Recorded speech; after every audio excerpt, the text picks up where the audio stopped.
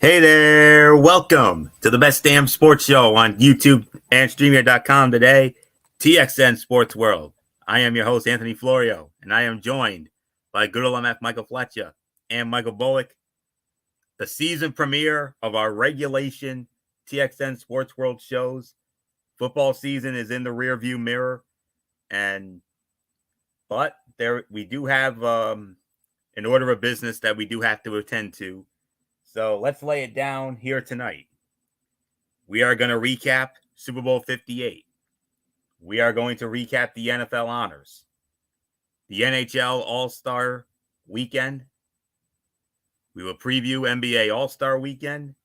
And then in the main event, at that particular point in time, I will turn the mic over to good old MF Michael Fletcher, and we will review Friday Night SmackDown that was live tonight at the Delta Center in Salt Lake City, Utah, the home of the Utah Jazz, the longtime home of the Utah Jazz. So that is the story. So let's start it off. Super Bowl 58, last Sunday, Allegiant Stadium, Las Vegas, Nevada. For only the second time in the 58-year history of the Super Bowl, it went to overtime. And it was the first time ever under the new. At the end of it, it was the Kansas City Chiefs making history, defeating the San Francisco 49ers 25-22 in overtime. The MVP of the game was Patrick Mahomes, and rightfully so. 34 of 46, 333 yards, 2 touchdowns. He did throw an interception. And he also led the team in rushing with 66 yards on 9 carries, averaging 7 yards a carry. Travis Kelce had only 1 yard receiving in the first half, exploded for 92 yards the rest of the way. He finished with 9 catches for 93 yards. Marquez Valdes-Scantling had a receiving touchdown, but it was Mecole Hardman who scored the Super Bowl winning touchdown with 3 seconds remaining in overtime to give the 49ers the win.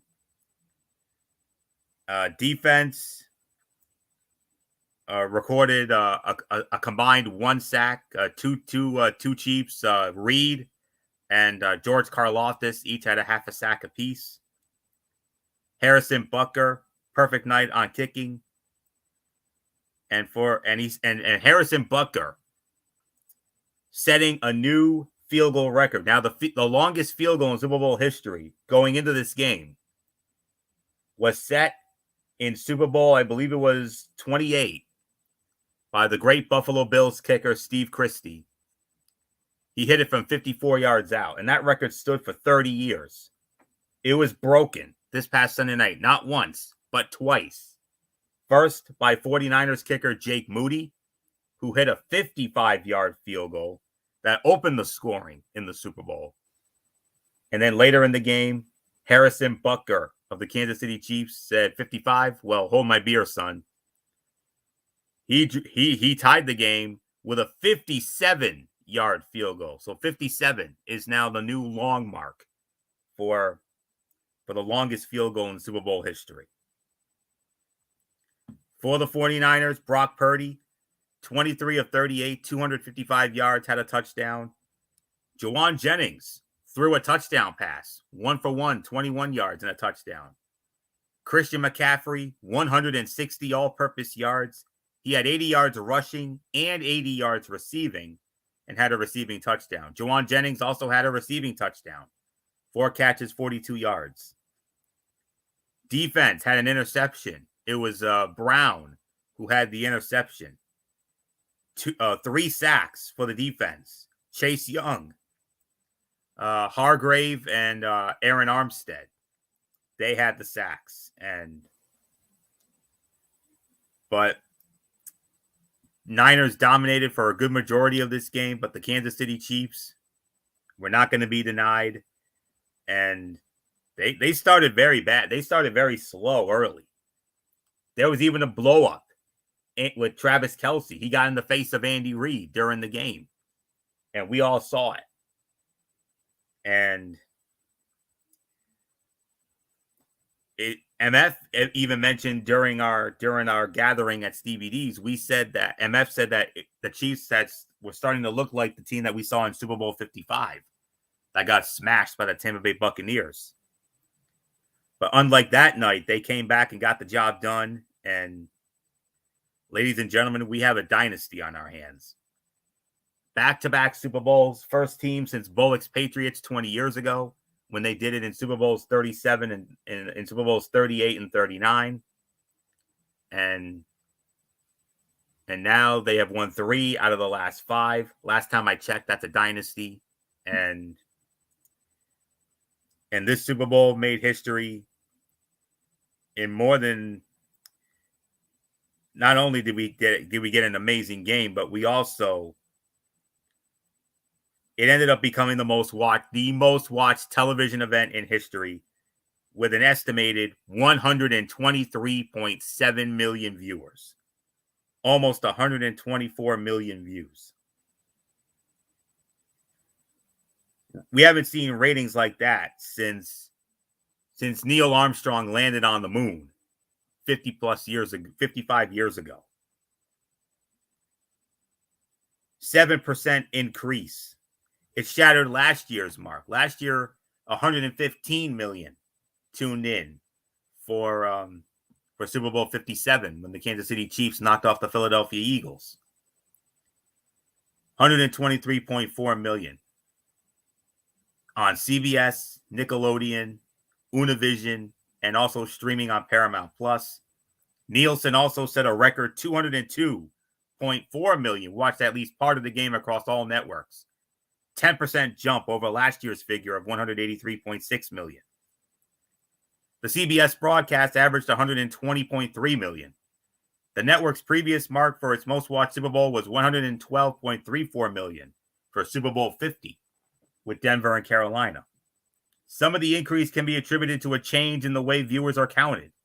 Nielsen began including out-of-home viewers in its ratings in 2020, but only from 65% of the country. That measurement is expected to expand to include all 50 states later last year.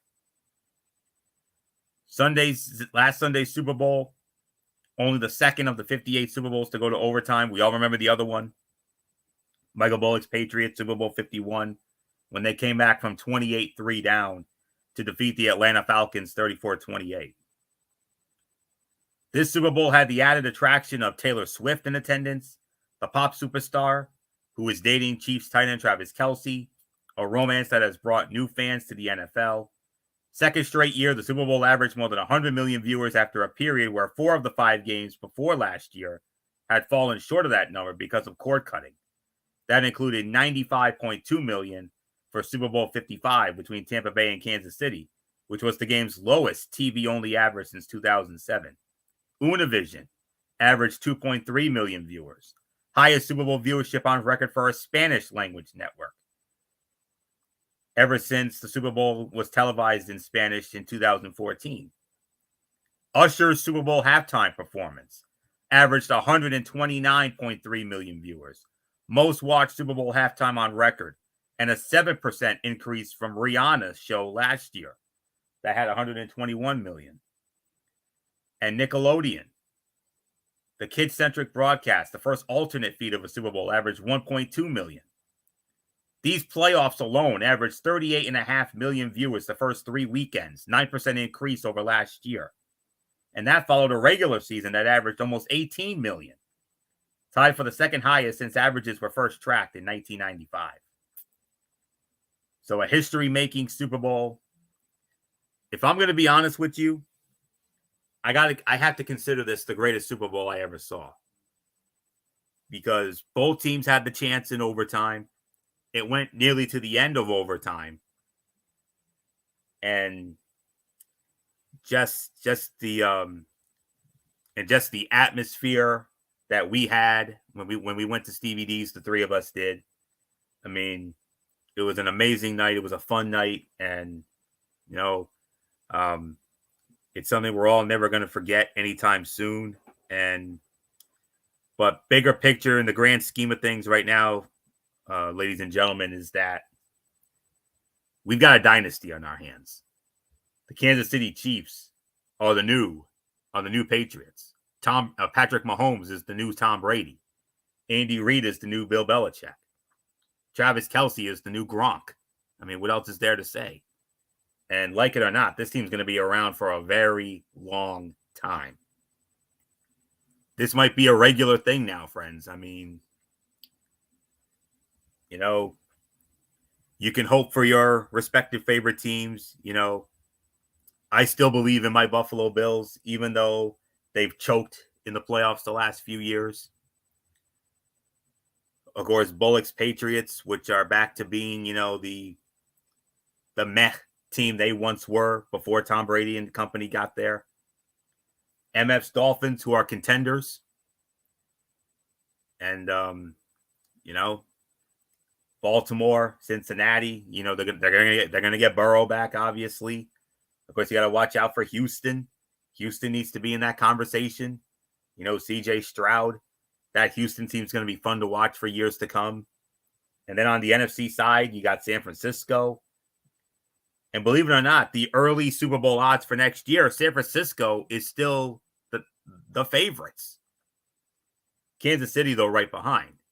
And I believe Baltimore rounded out the top 3. But Buffalo was in the top 5. And I'm very encouraged by that. And MF should be encouraged because his Dolphins are in the top 10. So MF should be encouraged about that. But nonetheless, a fantastic end to what ended up being a fantastic NFL season. And now the hard times are here because now we got to go 7 months without an NFL game. But there is a silver lining, and that is the UFL, the United Football League.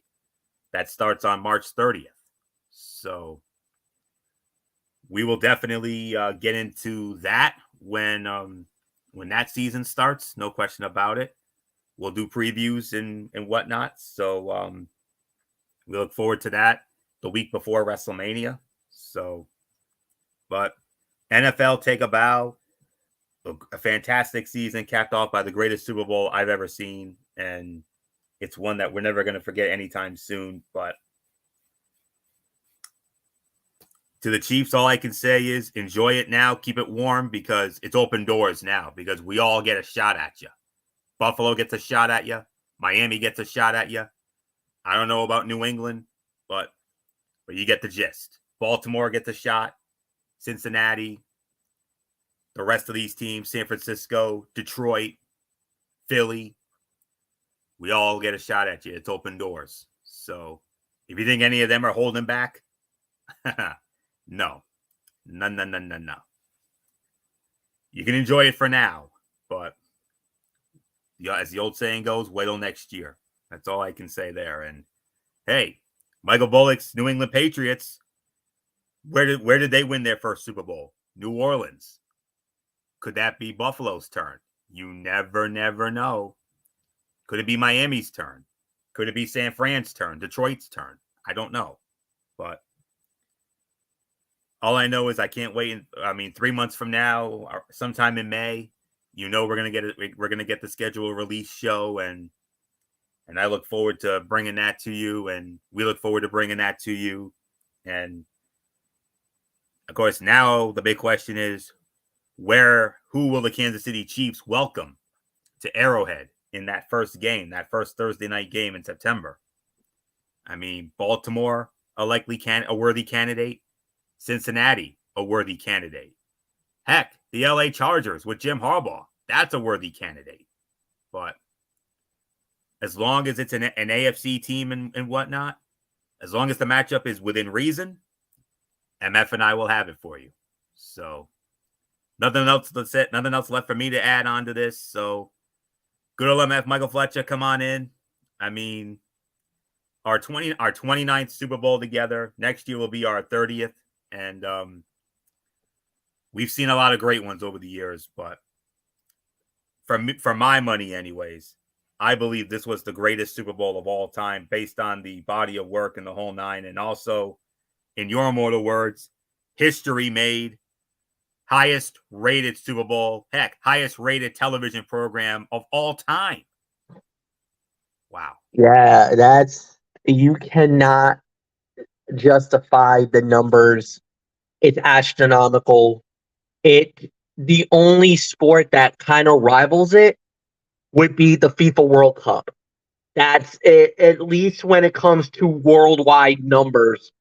To get 124 million Americans watching this game, at one point over 200 million. This country has about maybe 400 million people in this country alone. That means almost half the country was watching the Super Bowl. That's ridiculous numbers. Um, Congratulations to CBS. This is why we call you boys the mothership, and you guys absolutely delivered in spades. The Univision, felicitaciones for having the highest rated non-English speaking Super Bowl ever. You beat Telemundo, and you get to hold the crown and everything else. Nickelodeon did an incredible job. Noah Eagle, and Nate Burleson absolutely did an incredible job with the way that they integrated with the young kids out there. I think it was absolutely a tremendous performance by them.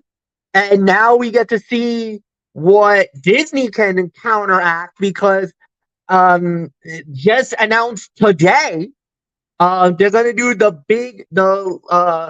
Big Green Classic again for the National Hockey League, and this year it's going to be the Pittsburgh Penguins versus Michael Bullock's Boston Bruins. So that's the matchup. It's gonna be very interesting to watch. Last year was the first year they did it, and it was the Washington Capitals against Anthony Foyle and my beloved New York Rangers. Rangers won that game, by the way. So, Bullock, do not screw the pooch. Please win that game so that we can rightfully say that TXN Sports World can go 2-0 in that game. Just a fair warning. But at the end of the day, as far as the Super Bowl goes, look, it was really a tale of two halves. San Fran jumped out. That was the one thing, Anthony, when we were talking about the game, and you asked me straight out, what does San Francisco have to do? And I even said, they need to jump out early. They need to start out fast. And that's exactly what they did. They moved the ball downfield, consistent. The defense for Kansas City knuckled up and forced that early turnover.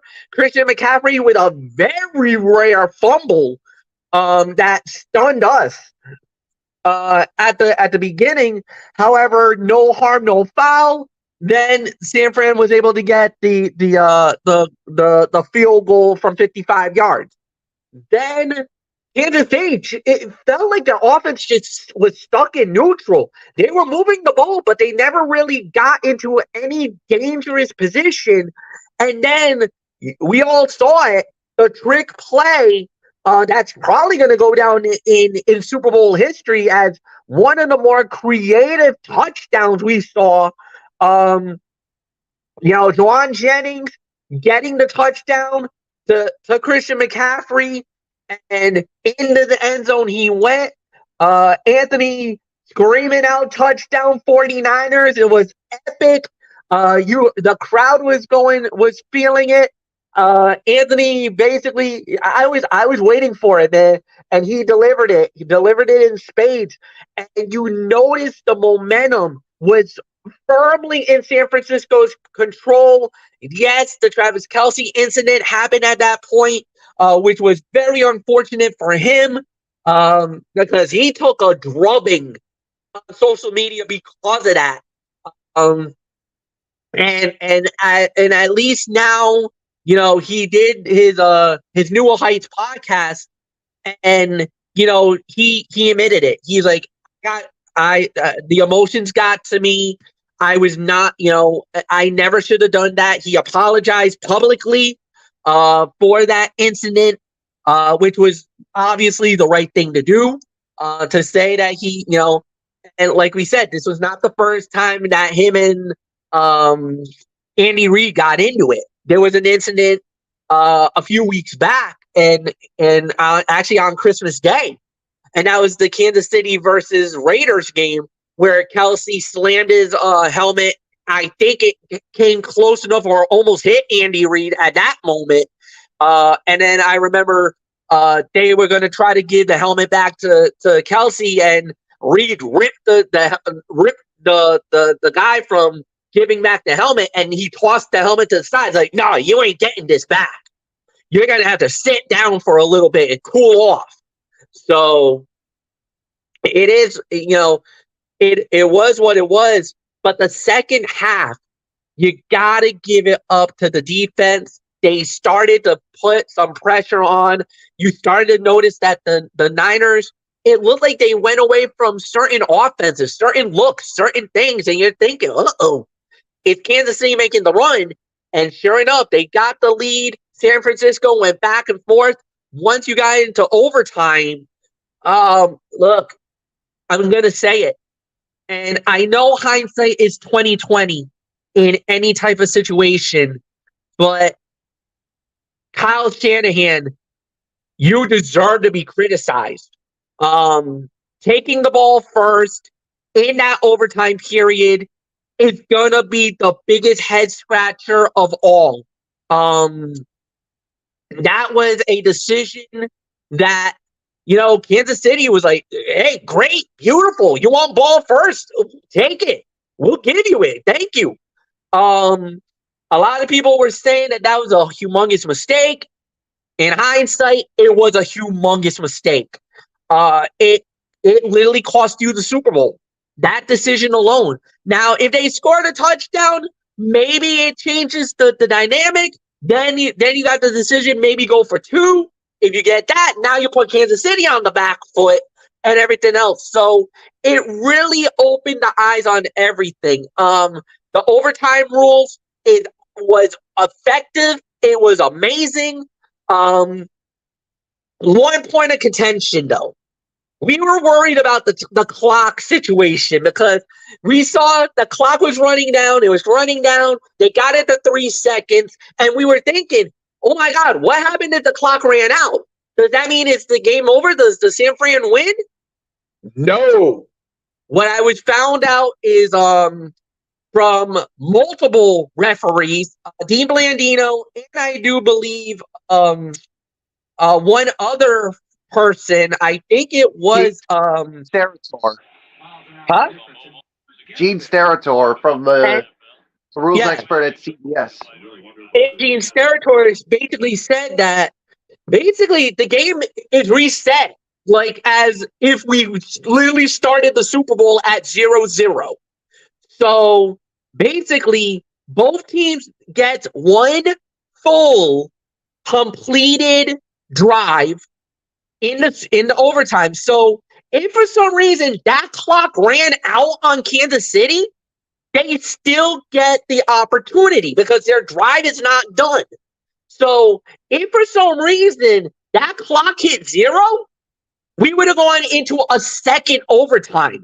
It would have been quarter number 2 of that overtime. So literally, we would have been in a 6th quarter in that moment.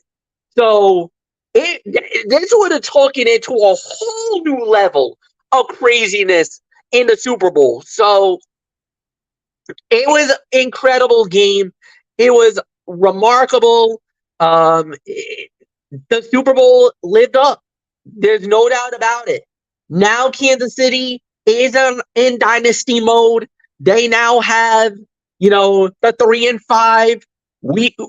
Anthony alluded to it being a modern day dynasty. That's the same words I said about the San Francisco Giants when they did 3-5 with the World Series.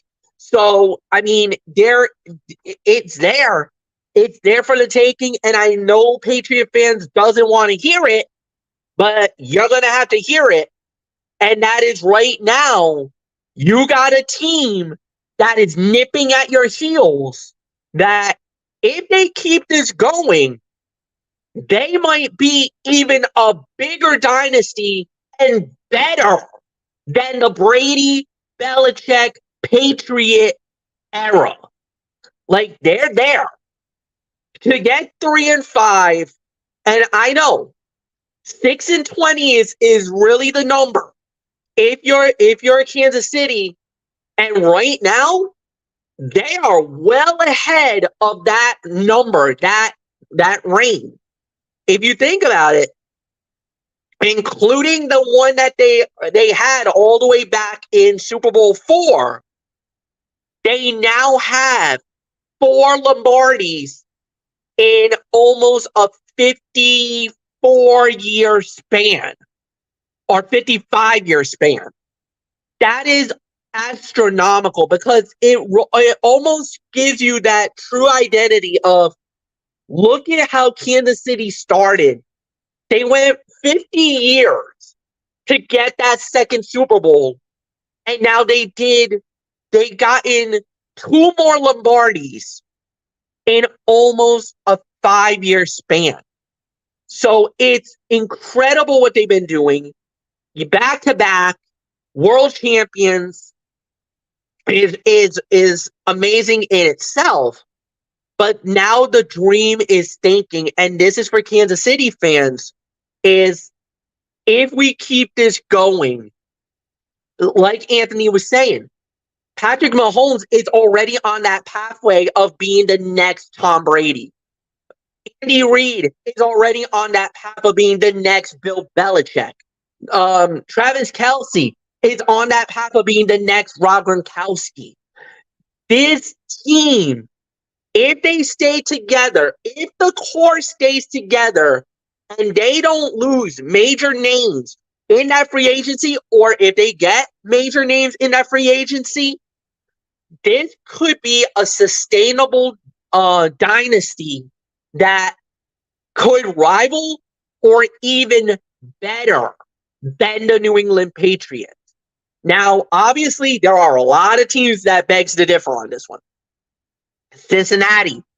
If everybody knows, if there's one team that has the kryptonite on Kansas City, it is the Cincinnati Bengals. They do have the kryptonite. They've beaten Kansas City when it mattered most. A couple of years ago, they went to the Super Bowl in the expense of the Kansas City Chiefs at Arrowhead, oh, by the way. So there is a possibility that where they could do it again. Baltimore Ravens, yes. The Ravens had a legit gripe where they could say, hey, we could get that. We can get that moment. We can come back and win it all. Buffalo, yeah, look, needless to say, other than the missed kick, Buffalo hanged with Kansas City. They beat them earlier in the season. So you know Buffalo's thinking, hey, we had an opportunity. Yes, it didn't go our way, but we're right there and we're not going anywhere. Miami could be a threat next year. Obviously, they got to deal with their financial stuff. There's a lot of free agency things that needs to go their way. There's going to be some chaos in that. The New York Jets, Aaron Rodgers comes back from his Achilles injury. How much does the Jets benefit next year? How do they look? Anthony just alluded to it just a couple of minutes ago with the Los Angeles Chargers. Now that they got Jim Harbaugh as their head coach, and you know he's going to bring that Michigan-style offense and that Michigan-style look to the Chargers, and it's a winning formula because Jim Harbaugh took the 49ers to a Super Bowl with that formula, with that vision. And how much is that going to help Justin Herbert? How's that going to look going into next season? And then obviously the usual suspects on the NFC side. You know, you do got the 49ers. You do got the Philadelphia Eagles. Yes, I'm going to say the Dallas Cowboys. I know people are like, Mike, you're out of your flipping mind. Why the hell do you got to bring the Cowboys? Look, the Cowboys are a threat year in and year out. They just need to figure it out. And everybody knows Dallas can get there. They can. They just need a couple of good breaks to go their way. They could. You never know. So, I mean, it's going to be wide open next year. For the 49ers to be the favorites, yeah, I get it. I understand why. For Kansas City to be the favorites out of the AFC side, I'm not surprised about that. And all of the breakdown of all of the remaining teams, I'm pretty content with it. Miami in the top 10. Like I said, we need a few things to go. We need a couple of things to really get us going. But I do believe once we do get it going, I do believe Miami could be a threat. It's just we need a couple of things. Defensively, offensively, I like the direction that they're going, especially with the management. I just need to see now the product on the players. Who we bring back, who we keep, who we set packing. It's going to be a very interesting offseason. I will say that. So, nothing more to say. Michael Bullock, give me your thoughts on Super Bowl 58.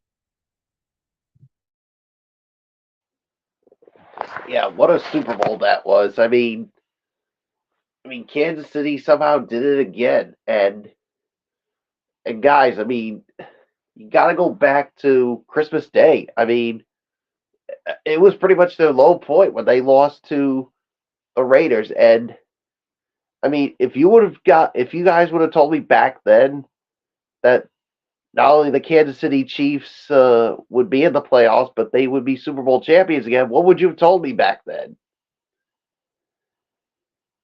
Well, I'll tell you what I would have told you.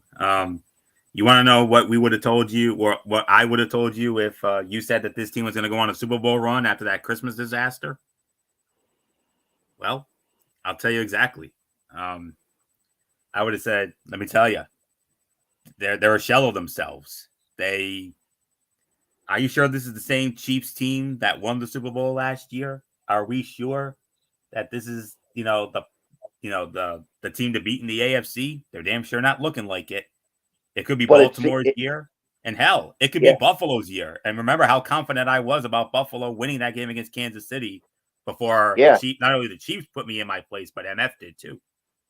But it seemed like after what happened, it seemed like it woke up Kansas City, and that's why they went on that run. And maybe Taylor Swift said something to them. Maybe Taylor Swift channeled her inner edge. Wake up, perhaps. Well, I'm not so sure about that, but whatever the case may be, this Chiefs team went on a run, and this is why I've said so many times. I mean, when I was picking against them, I just didn't feel comfortable with it because of number 15, Patrick Mahomes, and what he could do. And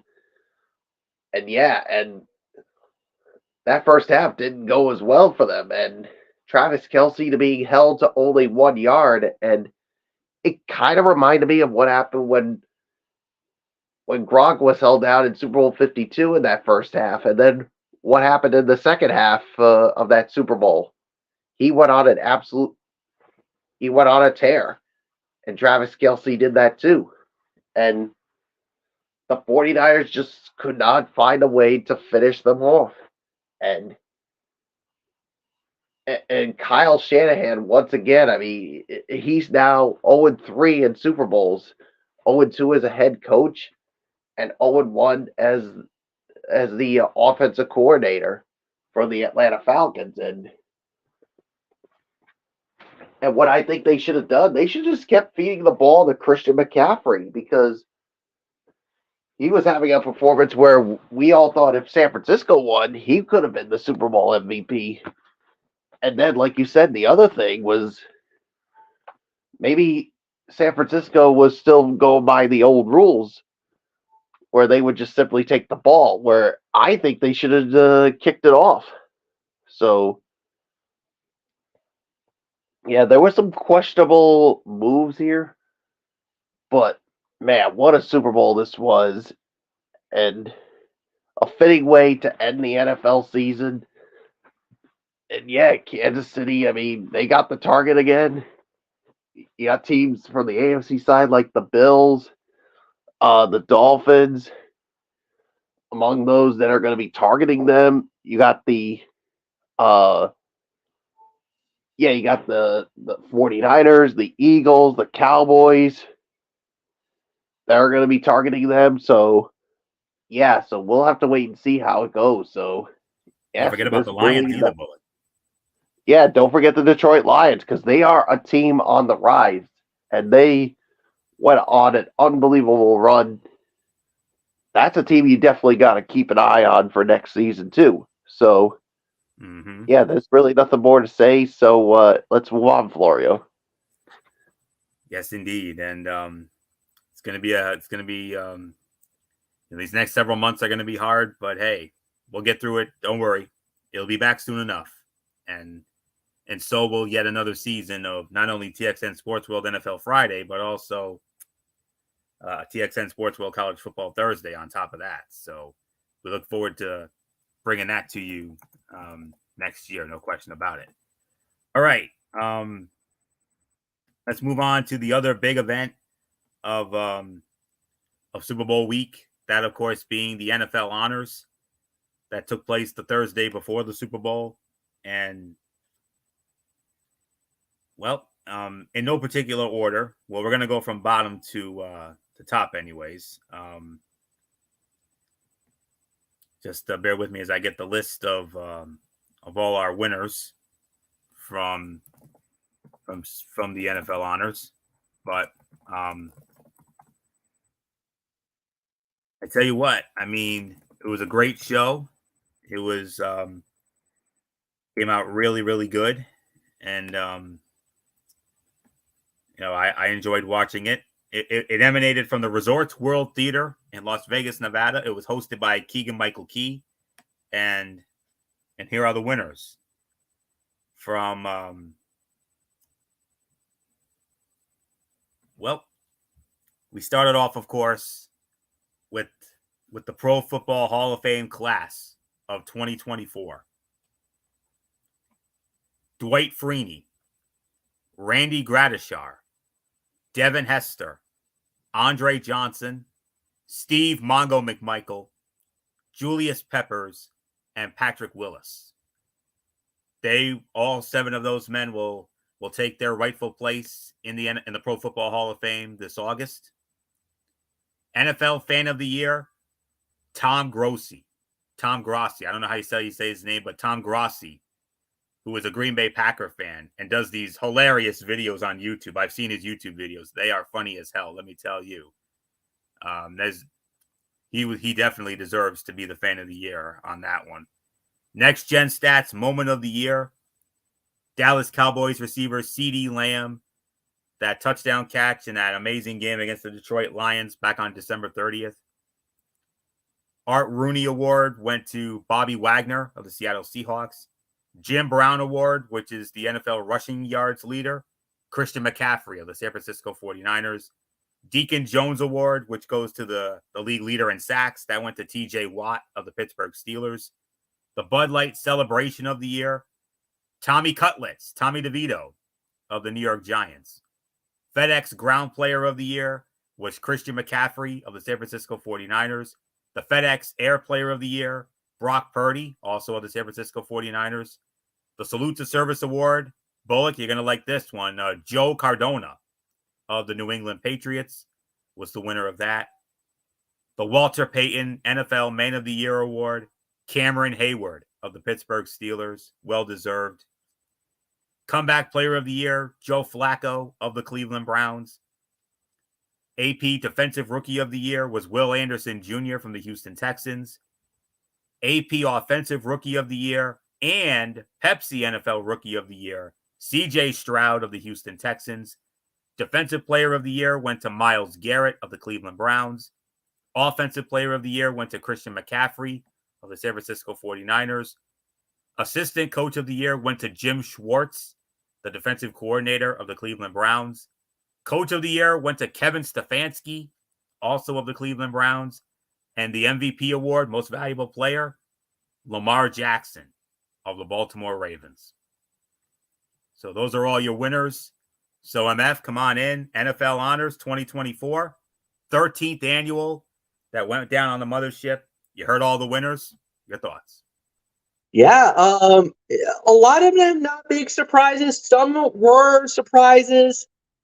Some people kind of felt like there was some robberies, especially for AP Defensive Player of the Year.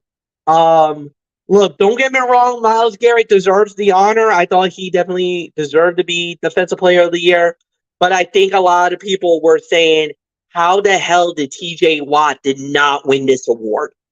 Um, I think even some people basically said it that that award should have gone to TJ Watt. I can't disagree with that. I can't argue it.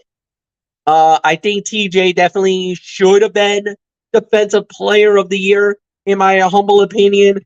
But I think a lot of the awards that were given out were fine. I know there was certain ones that kind of felt like, wait a minute, but I'm happy with the winners. Congratulations with everybody that got what they did. And as far as the Hall of Fame goes, it's a great class. I think this class was definitely worthy. Obviously, there is a little bit of a sentimental moment because of Steve McMichael getting it. Obviously, because of not only his great football play, but also his connection to professional wrestling during the days of WCW. That also was very very influential for the guys. So I mean, Julius Peppers getting it, worthy moment for me. Devin Hester, man, this was the one that really got me because this guy was an absolute beast, a terror, a problema, especially kick return. Hell, he's the only man in Super Bowl history to take a opening kickoff to the house. No man has ever done it. Devin Hester did it. Super Bowl 41. Anthony Florio losing his mind in the pouring rain in Miami. When that moment happened, it was it's still one of the greatest calls in Super Bowl history that Anthony Florio did when Devin Hester took the 92-yard opening kickoff to the house. And yeah, still an influential moment.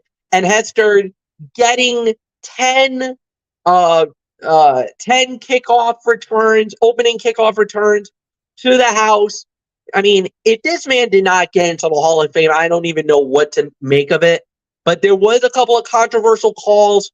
I think it was Torrey Holt got left out again. That really angered a few people. But all in all, congratulations to the Hall of Fame class. Well deserved. And Michael Bullock, give me your thoughts. It's yours. Yeah, a lot of the awards certainly did not surprise me. I mean, especially Lamar Jackson being named the MVP. Yeah, but let's not forget. I mean, not just T.J. Watt, who was probably deserving of it, but what about the guy for the Dallas Cowboys who led the league in interceptions? Micah Parsons. No, Bland. No, Bland. Bland. Deron Bland, who had all those interception touchdowns. Yeah. That's another name that I thought that could have gotten Defensive Player of the Year, but I'm not going to complain that much because all those guys were worthy of it. I mean, so yeah, I mean, and yeah, Joe Cardona. I mean, we all know about his story with the once serving our great country here. So that was good for him to get that award. And yeah, and C.J. Stroud with the Rookie of the Year and Offensive Rookie of the Year. That doesn't come as a surprise. I mean, with what he did for that the Texans franchise this season. Yeah, Brock Purdy is the FedEx Air Player of the of the year. That doesn't come as a surprise. Same thing with when it comes to Christian McCaffrey, when it comes to the ground, and so yeah. And then the Hall of Fame class, it's a pretty good class, and good for all of them, and especially for Steve McMichael. I mean, not just for what he did for football and of course professional wrestling, but let's not forget a really important thing, guys. What this guy's ALS, going through right now. ALS, man. Yeah, his battle with absolutely. ALS. Very true. Those And photos, I those photos. mean, Oh my God, it breaks your heart to see oh those. yeah, the just seeing those photos with him, it's just tough to watch. I mean, or even just tough to see it. And with what this guy has just gone through, and I'm telling you guys, that night, and I'll say this right now, and Anthony, you're the man of good faith here. I am hoping and praying that this guy survives and makes it to the Hall of Fame. Because I'm telling you, that night, that day, Yeah. it's going to be so emotional when very much so. it's. But I'm just hoping and praying this guy survives and makes it to the night when he gets inducted. I mean, sorry if I'm sounding a little bit emotional here, but it's just so important with what this guy is going through. I mean, ALS is no joke, folks. It is no joke. I mean, you're not the same when you're battling this horrible and dreaded disease here. I mean, so many people have battled it, and of course, unfortunately, lost it. So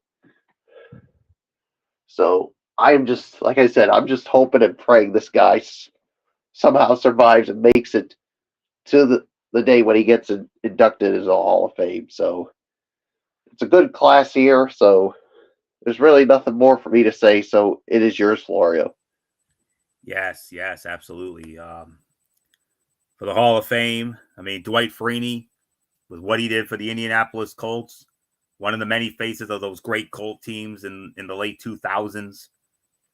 And, he was the face of that he was the heart and soul of that defense. There's no question about that. Randy Gradishar. You're probably saying, who's Randy Gradishar? Well, he was a member of the 1970s Denver Broncos. He was on that defense known as the Orange Crush. So that's who Randy Gradishar is. Devin Hester, MF said it. I mean, the greatest return man in NFL history. More return touchdowns than anybody, including the opening kickoff of Super Bowl 41. Yes, MF is absolutely right. I did indeed lose my mind on the call on that one. Absolutely. I ended it with my legendary, holy cow, are you kidding? And then MF chimed in with his man, oh man. And I'll never forget that. And you would think after that, that the Chicago Bears were on their way, but no, the Colts ultimately came back and won that thing. So Andre Johnson, great receiver in college as a Miami Hurricane, had some great numbers, had some great years with the Houston Texans, and well deserving of his honor. Julius Peppers, defensive end, linebacker with the Carolina Panthers. I mean, well deserved. Patrick Willis, one of the great 49ers defensive players of all time. And last but certainly not least, Steve Mongo McMichael, with what he did for the Chicago Bears. Of course, he was a part of that Chicago Bears, that legendary 1985 team that just, took names and kicked ass all that throughout that entire season. With the exception of MF's Miami Dolphins on the greatest Monday Night Football game ever watched, December the 2nd of 85. I mean, if not for that team would have ran the table. But Mongo was an intricate part of that defense, absolutely. And of course, he also played for the Green Bay Packers as well, and of course, also for what he did in the world of professional wrestling. It actually started in the WWF. You all let's not forget, as part of WrestleMania 11, Steve Mongo McMichael was a member of Lawrence Taylor's All-Pro team. when Lawrence Taylor main evented WrestleMania 11 against Bam Bam Bigelow. We all remember that.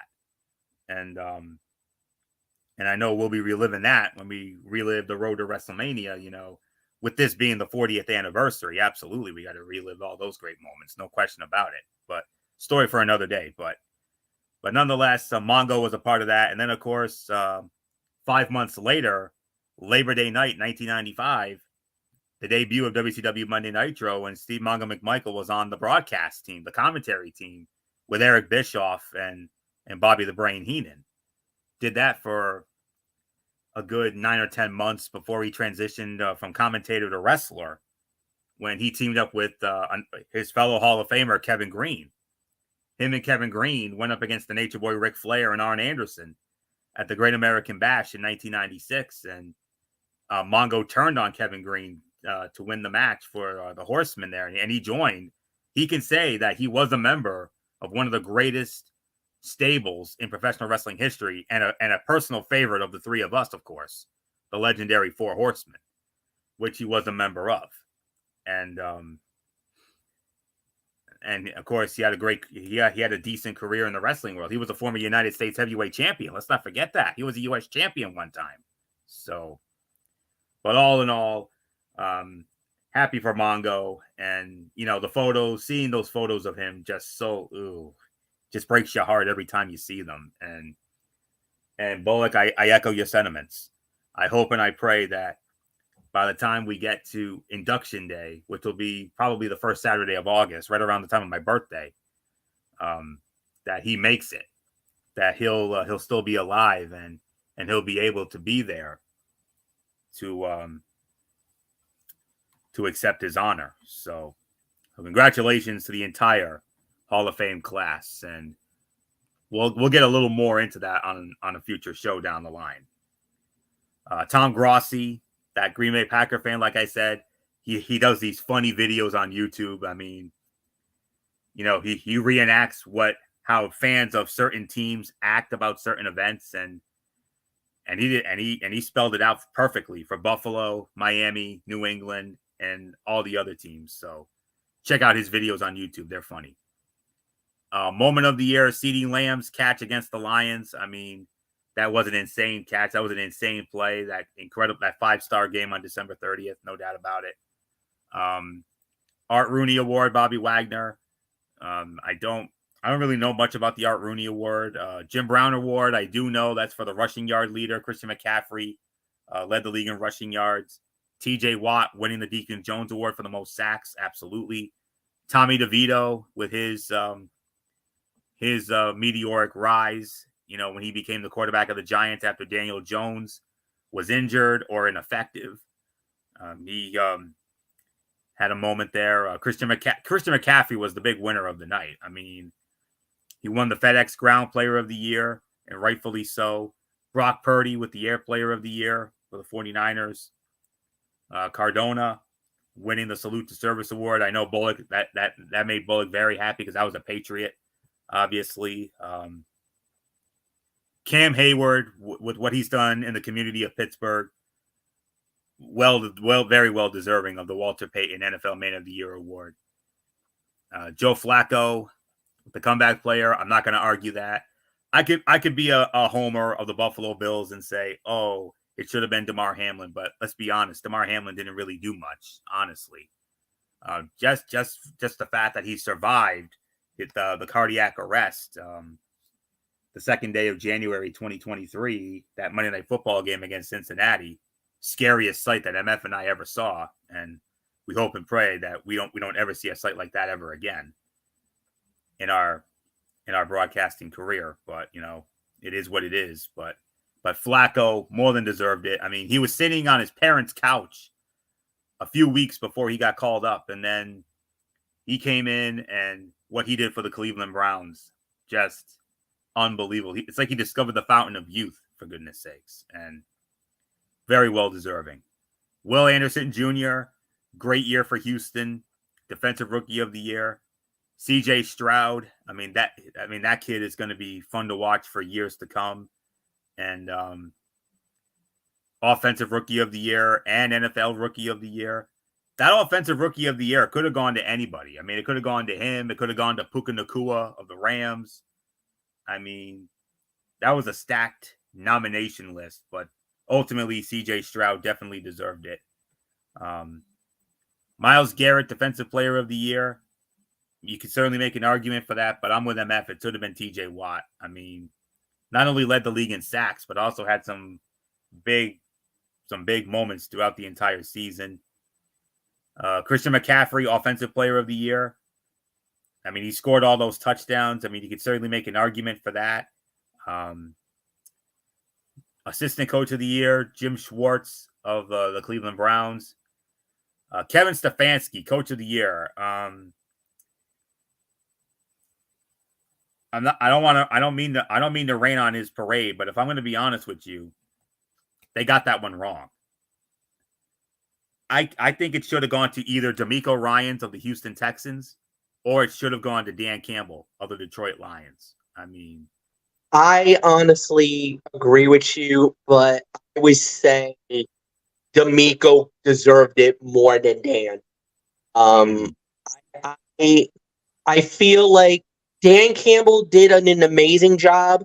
His road was absolutely incredible what he did for what he had to go through. And don't get me wrong, what Dan Campbell did, I thought he should have gotten it last year for the 8 wins for that run at the end of the year. I thought he should have gotten Coach of the Year last year, where this year, what D'Amico had to do, basically a rookie head coach, to do what he did. Nah, man, he deserved Coach of the Year. I thought D'Amico Ryan deserved it more than Dan Campbell. Fair enough. And MVP Lamar Jackson, there's no question about it. He was. I mean, 50 votes. Okay, he got 40. I mean, when it comes to first place votes, there's 50 of them. He got 49 of them. Guess who got the one other first place vote? Josh Allen of the Buffalo Bills. What does that tell you? I mean, don't get me wrong, Lamar Jackson had a fantastic year, but what Josh Allen did for the Buffalo Bills, I mean, I know he had all those turnovers and all those interceptions. I get that. I understand it. But with what Josh Allen did with this team, I mean, with all the adversity that this team had to go through, with all those injuries and falling behind, and when they were struggling, credit for that also goes to Joe Brady as well. I mean, I think Joe Brady should have gotten a look when it comes to that assistant coach of the year award. You certainly could have made an argument for him. No question about that, with how he turned Buffalo around. I mean, I was ready to give up on this season, and then look what happened. I mean, they ended up getting hot at the right time, and I honestly believe that I thought this team oh my God, we were going to have a legitimate shot at this thing. But no, unfortunately, the injuries caught up to us. But to that one voter who gave Josh Allen the first place vote, damn right.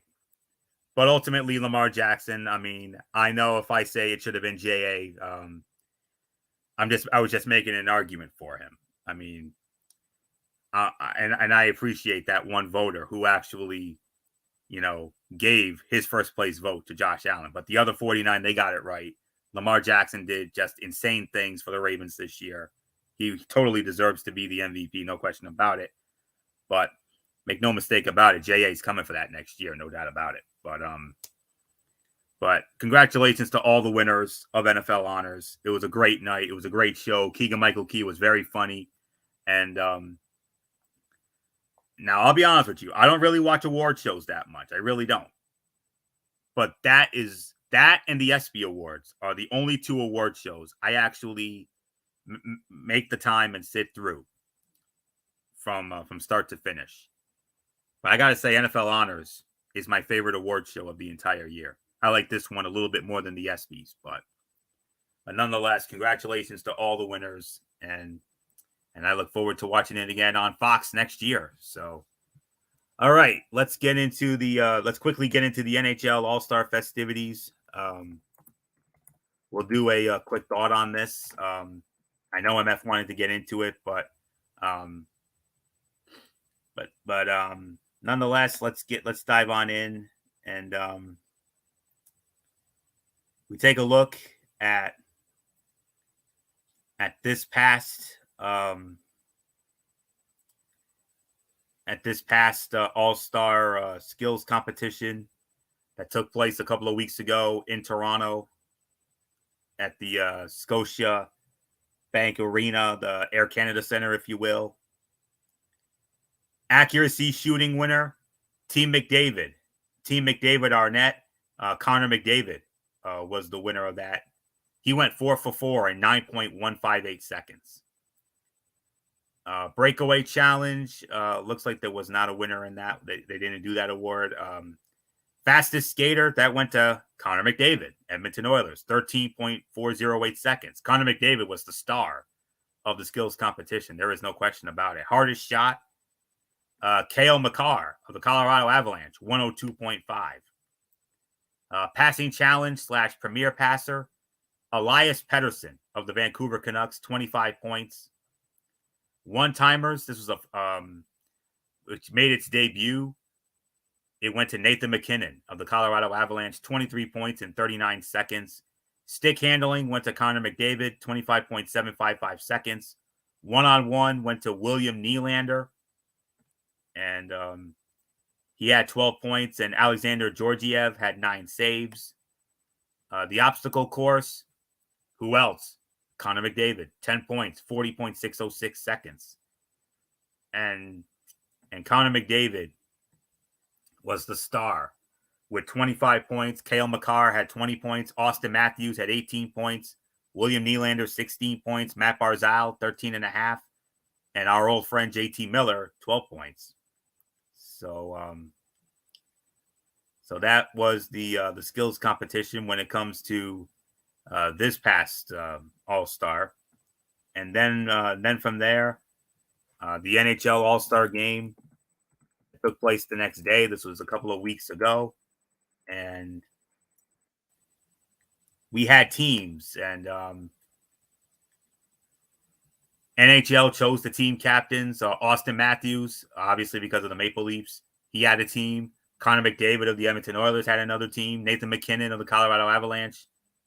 And brothers Jack and Quinn Hughes co-captained the fourth team. And this All-Star game is to last until 2026 because the NHL will instead hold a new 4 nations face-off tournament in 2025, followed by a return to Olympic participation in 2026, with the All-Star game placed before the Olympics like they did in 2022. So Austin Matthews' team had Austin Matthews, Morgan Riley, William Nylander, and Mitch Marner, all of the Toronto Maple Leafs. Jake Ottinger of the Dallas Stars, Clayton Keller of the Arizona Coyotes, Matthew Barzal of the New York Islanders, Igor Shesterkin of the New York Rangers, Philip Forsberg of the Nashville Predators, Alex DeBrincat of the Detroit Red Wings, and Vincent Trocheck of the New York Rangers.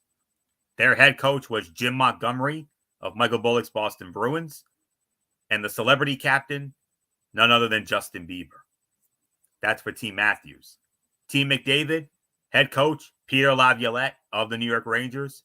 Celebrity captain was Will Arnett.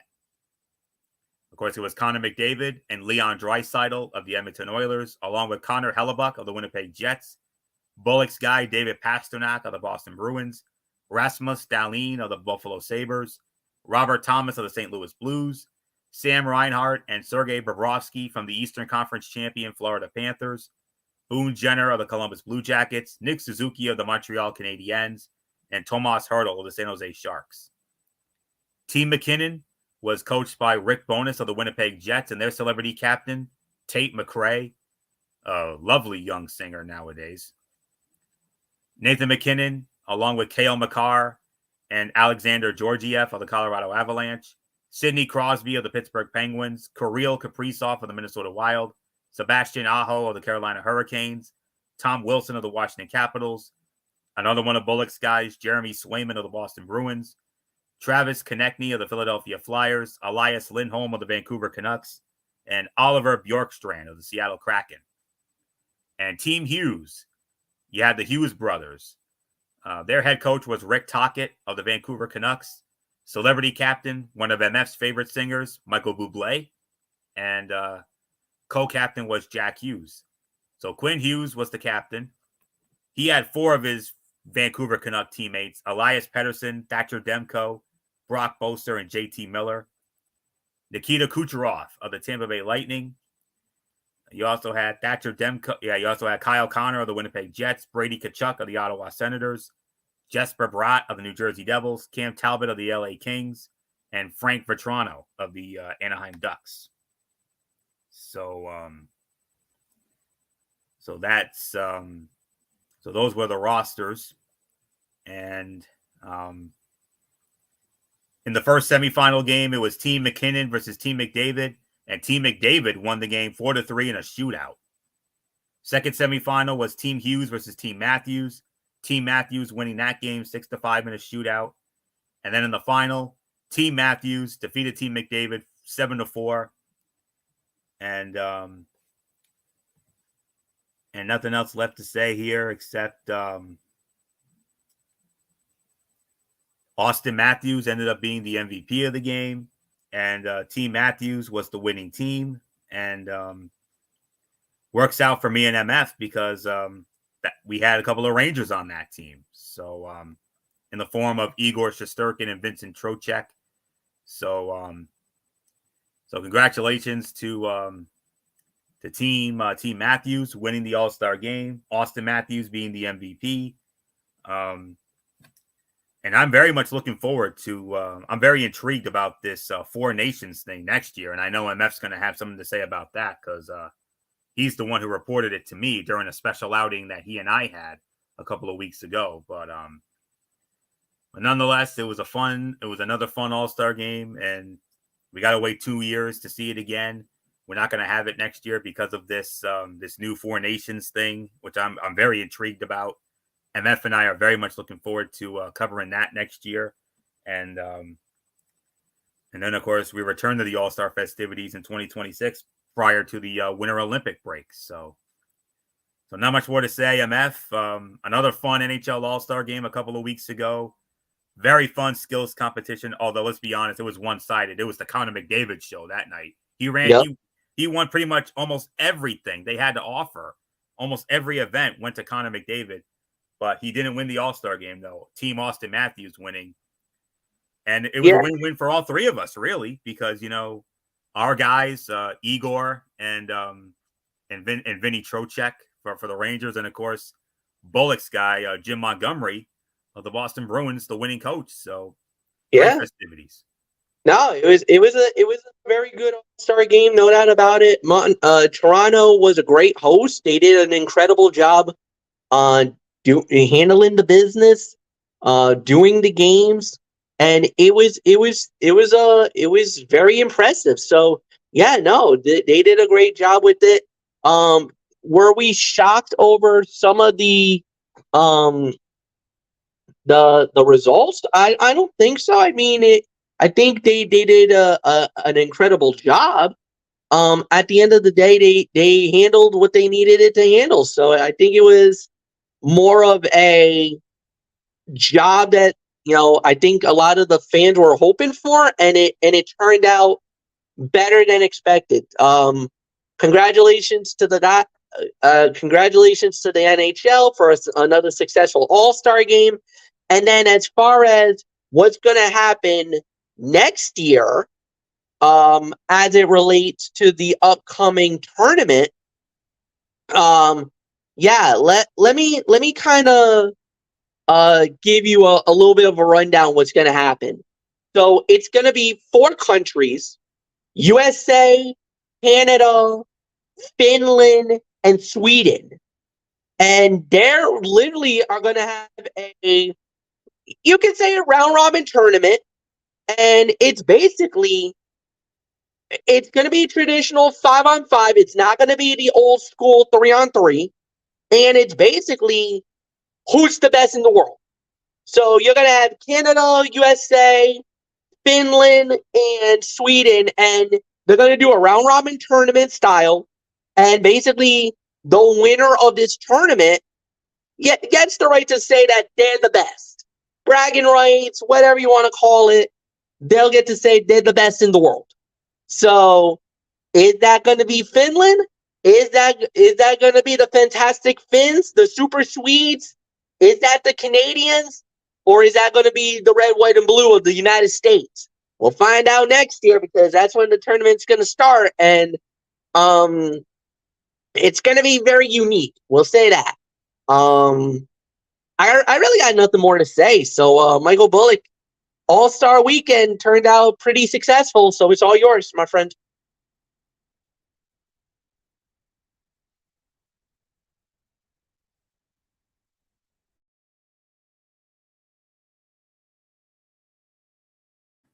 Bullock, are you there? Oh, I think we may have lost him. So, I'm right here. I'm right here. Okay. All right, Bullock. Yeah, I mean, yeah, what a all-star weekend that was. I mean, yeah, Connor McDavid, I mean, he basically dominated the skills competition. I mean, yes, everybody else thought did good, but everybody's talking about McDavid, and yeah, the game itself I thought was good. I mean, it was good to see Jim Montgomery represent when it comes to the other team. So you pretty much touched on everything when it comes to it. I thought it was a really good weekend. So now, Florio, let's get into something else that's going on this week. Another All-Star thing that's going on this weekend. Yes, sir. The NBA All-Star festivities. Yes, indeed. It started tonight with the celebrity game and the Rising Stars game. So let's dive on in. This will be the 73rd edition of the NBA All-Star Game. It's only the second time that Indianapolis will be hosting the All-Star Game. The last time the game was played, you got to go all the way back to 1985 when it was held at the then Hoosier Dome, RCA Dome in Indianapolis. And for the first time since 2017, we're going back to our old roots, boys. East versus West. Yes, that's all I can say on that. I'm looking forward to that. Babyface will be performing the USA Our Star Spangled Banner. Charlotte Cardine will perform the Canadian national anthem. Jennifer Hudson will be performing the halftime show, and it'll be on TNT, TBS, and True TV. Brian Anderson, Reggie Miller, Candace Parker, and Allie LaForce for TNT and TBS. You also have Taylor Rooks, Charles Barkley, Draymond Green, and Jamal Crawford. But of course, you also have Kevin Harlan, Reggie Miller, Kenny the Jet Smith, Shaquille O'Neal, and Allie LaForce. And also on True TV, it'll be Adam Lefkoe, Vince Carter, Carmelo Anthony, Jason Tatum, and Chris Haynes on that. So let's get into the All-Star festivities. It started tonight with the celebrity game at Lucas Oil Stadium in Indianapolis. First Take personalities Shannon Sharpe and Stephen A. Smith served as honorary coaches, and it was Team Shannon. Shannon Sharpe's team won the game by a score of 100-91. And Micah Parsons, what can't this guy do? 31 points and 16 rebounds. And C.J. Stroud was the leading scorer for Stephen A.'s team. He had 31 points. Puka Nacua also had 4 assists, and Tristan Jass 10 rebounds and 6 assists. So, but nonetheless, it was Team Shannon Sharpe, Team Shannon's team, winning the game 100-91. Rising Stars Challenge. It was a 4-team. You had Pau Gasol, Team Jalen Rose, Team Tamika Catchings, and Team Detlef Schrempf. And Team Jalen defeated. It was a tournament. Team Jalen defeated Team Tamika 40-35, and Team Detlef defeated Team Pau 41-36. And then in the finals, it was Team Jalen Rose versus Team Detlef Shrimp, and Team Jalen Rose won the celebrity tournament 25-13. All-Star Saturday night tomorrow night features the skills challenge. The three teams of trios. You got Team All-Stars. Scotty Barnes of the Toronto Raptors, Tyrese Maxey of the Philadelphia 76ers, and Trae Young of the Atlanta Hawks. Team Top Pick. All number 1 draft picks. Paolo Banchero of the Orlando Magic, Anthony Edwards of the Minnesota Timberwolves, and Victor Wembanyama of the San Antonio Spurs. And with the game being in Indiana, it's only fitting you have Team Indiana Pacers. All 3 members of the Indiana Pacers, Tyrese Halliburton, Benedict Mathurin, and Miles Turner. My favorite event, the 3-point shootout. Malik Beasley, Milwaukee Bucks, Jalen Brunson, New York Knicks, Tyrese Halliburton, Indiana Pacers, Damian Lillard of the Milwaukee Bucks, Lauri Markkanen of the Utah Jazz, Donovan Mitchell of the Cleveland Cavaliers, Karl Anthony Towns of the Minnesota Timberwolves, and Trae Young of the Atlanta Hawks. The slam dunk contest, Jaylen Brown, Boston Celtics, Jaime Jaquez Jr. of the Miami Heat, defending champion Mac McClung of the Osceola Magic of the G League, and Jacob Toppin of the New York Knicks. And there's also going to be a special attraction during this as well. Stephen Curry and Sabrina Ionesco will compete in a 3-point challenge, with Steph Curry shooting from the NBA 3-point line with NBA-sized balls, and Ionescu will be shooting from the WNBA 3-point line with WNBA-sized basketballs. And then, of course, with the All-Star game, Eastern Conference All-Stars, Doc Rivers is the head coach. The starting lineup, Tyrese Halliburton, Indiana Pacers, Damian Lillard and Giannis Antetokounmpo of the Milwaukee Bucks, Jason Tatum of the Boston Celtics, and initially Joel Embiid of the Philadelphia 76ers, but he cannot go due to injury. So Trae Young of the Atlanta Hawks will be taking over the spot for Joel Embiid. Reserves are Jalen Brunson of the New York Knicks, Tyrese Maxey of the Philadelphia 76ers, Donovan Mitchell, Cleveland Cavaliers, Jaylen Brown, Boston Celtics, Paolo Banchero, Orlando Magic. Julius Randle is injured. He's out due to a shoulder injury. Bam Adebayo of the Miami Heat, Trae Young, who will be replacing Joel Embiid, and Scotty Barnes of the Toronto Raptors will be replacing Julius Randle. For the Western Conference All-Stars, their head coach will be Chris Finch of the Minnesota Timberwolves. Starting lineup, Luka Doncic from the Dallas Mavericks, Shai Gilgeous-Alexander of the Oklahoma City Thunder, Kevin Durant of the Phoenix Suns, LeBron James of the Los Angeles Lakers, and Nikola Jokic of the NBA champion Denver Nuggets. The reserves are Devin Booker of the Phoenix Suns, Stephen Curry of the Golden State Warriors, Anthony Edwards of the Minnesota Timberwolves, Paul George and Kawhi Leonard from the Los Angeles Clippers, Karl Anthony Towns of the Minnesota Timberwolves, and Anthony Davis of the Los Angeles Lakers. So there's all the festivities. So MF, you heard it all. But let me just address something real quick. All-Star Saturday night will be live from Lucas Oil Stadium in Indianapolis. The All-Star game will be at Gainbridge Fieldhouse, the home of the Indiana Pacers. So there's the story on both of those. So MF, NBA All-Star Weekend 2024, how's it looking? Dude, this is stacked. And to have that competition, especially All-Star Saturday night at Lucas Oil, they're predicting almost 25 to 30,000. They're not going to use the whole arena. They're not using the whole stadium. They are doing a portion of the stadium. So they're predicting about 25,000, but still, it's going to be a ridiculous event for this to happen. Obviously, with the skills competition, you kind of feel like maybe Team Indiana Pacers should be the favorites in that one. But Anthony, the highlight and the big event and the reason why we want to see the All-Stars, the 3-point competition Jaylen Brown in the slam dunk, but it's about Sabrina Ionescu and Steph Curry. This has been a Twitter battle that's been going about for a little bit.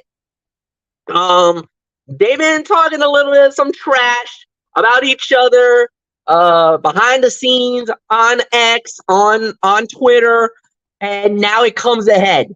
Basically, the NBA and WNBA were like, you know what? Let's do this. We'll put money on the line. You two basically get head-to-head. Sabrina, you shoot from the WNBA 3. You can use your balls. Steph, 3-point line, NBA style. Let's see who's the best 3-point shooter in the world. Let's see who is the true marksman or markswoman in the NBA in basketball right now. Who's got the hotter hand? Is it Sabrina representing the New York Liberty, or is it Steph Curry representing the Golden State Warriors? One thing's for sure, man. This was when this got announced, there was only one place that this had to be held. It had to be at Lucas Oil. There was no other place in the world you could have put an event like this. And then the 3-point shootout, man, you got sharpshooters in this one. But I will say this. I'm going to go with the man that was on the Pat McAfee show a couple days ago. I'm going with Tyrese Halliburton. He even admitted it. He's like, dude, I had the hot hand. I was winning the competition. And then when I ended up getting iced at the end because I had to shoot last, that I kind of hurt myself in that.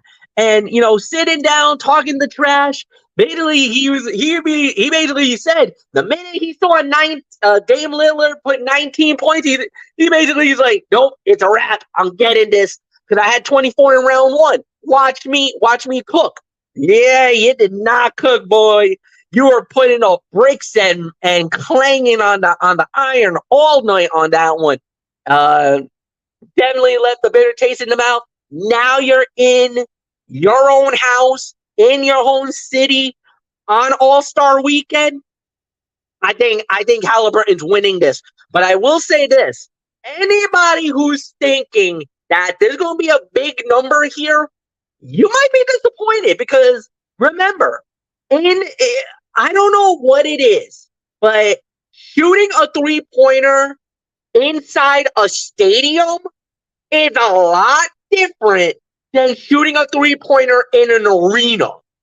I think we might be seeing a lot of clunkers and a lot of clangs on that rim, because the feel of the stadium, the feel of the arena is going to be a little more different. So I notice it too because whenever we do, especially me, because I do Final Fours. And in Final Fours, you know how big those stadiums are and how big those venues are, especially maybe with an elevated court as well, possible? I don't know. I haven't heard anything about an elevated court, but I heard it's possible that you might have an elevated court here.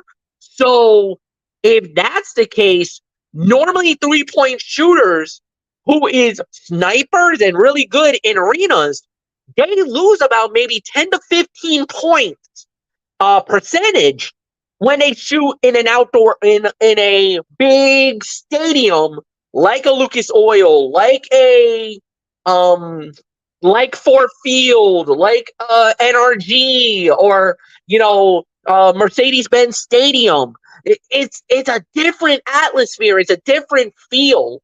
I don't know why, but that's what I'm a little afraid of. That being in that stadium with all those people there, that I don't know, that might be a little bit of a daunting task. But like I said, we'll see how it plays out. I hope I'm wrong. I hope I'm wrong about that though. So we'll see. I'm going with Halliburton to win. And as far as slam dunk, you know what? I'm going to go with Jaylen Brown, representing the Boston Celtics. Biggest name. You know he's going to have a lot of pressure on him. But this is what the NBA needs. They need a big name. They needed somebody to at least say, I want in. I want to do the dunk contest. Thank you, Jaylen Brown, for basically putting your ego aside and saying, I want to do the slam dunk contest. I wish more superstars actually had the guts and the heart and the cojones to do it. So I'm excited that Brown said yes and that he was going to do it. But then again, Jaylen Brown's he is not. This is not the first time that he's actually kind of breaking the fourth wall. He's done this before.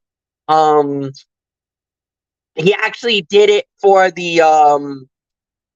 He's actually done it for when he went to the Big Three for their All-Star game. A lot of people was like, oh, I don't know if he should do it, and he did.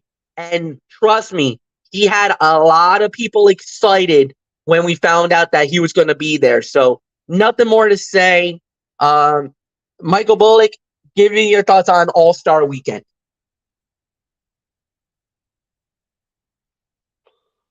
Yeah, like you said, this is one of the big highlights of the weekend. Obviously, the All-Star Saturday night. I mean, can't wait to see what happens with the skills competition. And then, of course, the 3-point contest. Yeah, I think I got to go with Halliburton as well. I mean, and then, of course, the dunk contest with Jaylen Brown in there. I think he could win it, but we'll see what happens. We've seen a lot of crazy things happen, and I'm glad they're going back to the West and East when it comes to the game itself. So hopefully it's a good one. Hopefully the entire weekend is a good one. So there's really nothing more for me to say. So it's yours, Florio. Yes, indeed. And I'll make it short and sweet. When it comes to the skills challenge, I got to go with the hometown Pacers. I mean, I think they're the team to beat in that one, but keep an eye out for those number one picks as well. I mean, that looks like a tough team there. Halliburton definitely is the favorite when it comes to the 3-point shootout, but that could go either way. But also keep an eye out for Trae Young as well, because I think that's an event he could do very well in.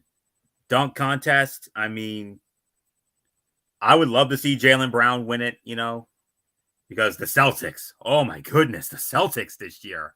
I mean, they're a major problem. They're a major threat. I mean, no doubt about it. Celtics this year could be their year where they could win the NBA title. They're that good. I agree. 43-12. Yep. And look what they just did to the Brooklyn Nets. Beat them by 50. 50. Yep. If that's not a sign, tell me what is. I mean, oh my goodness. And a shout out to our dear friend Brian Keenan, because he is very, very excited about this team right now, and rightfully so. Yes. So I know Bullock has got to be just as much, but nonetheless, I would love to see Jaylen Brown win it, but watch out for McClung. Look what McClung did a year ago. McClung wowed us a year ago. He could easily wow us again. So I think it comes down ultimately to those two guys. So we'll keep an eye on that. Unfortunately, Bullock has decided to leave for the night, so no problem with that. Even though we do have one other order of business to take care of here, and of course the All-Star game is going to be amazing, and I love the fact that it's going back to East versus West, and yes, that's what we grew up with. I mean, MF. I mean, no, you're absolutely right. You're absolutely right. East versus West. I think that was the right decision to do. I think it was exactly what the doctor ordered, I guess is how we would say it, I guess. And there is a lot of excitement to go into that game. I think a lot of people were, I don't want to say was apprehensive, but I think once we heard what was about to happen, I think it kind of was a welcome surprise. I think a lot of people were like, "Whoa, they're really doing this." So And yeah, they're going back, I'm excited. I'm excited. and they're going back to the traditional scoring, not that Kobe Bryant style scoring Yeah. from years past. Even though the 2020 All Star Game was the greatest one ever, so Oh yeah, absolutely.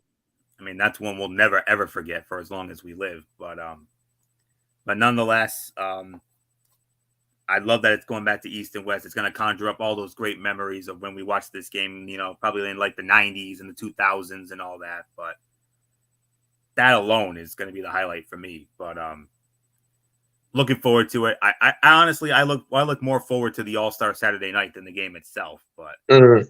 But and it's the same way with the NHL too. I look more forward to the skills competition than the actual game itself. But anyways, it's going to be great. I'm looking forward to it. So we'll definitely address that on a future show. But for right now, one last order of business. Now, of course, usually we do a Saturday night show, but here's the thing: AEW Collision is not going to be on tomorrow night. There's going to be no AEW Collision because of the fact that there's going to be the NBA All Star festivities.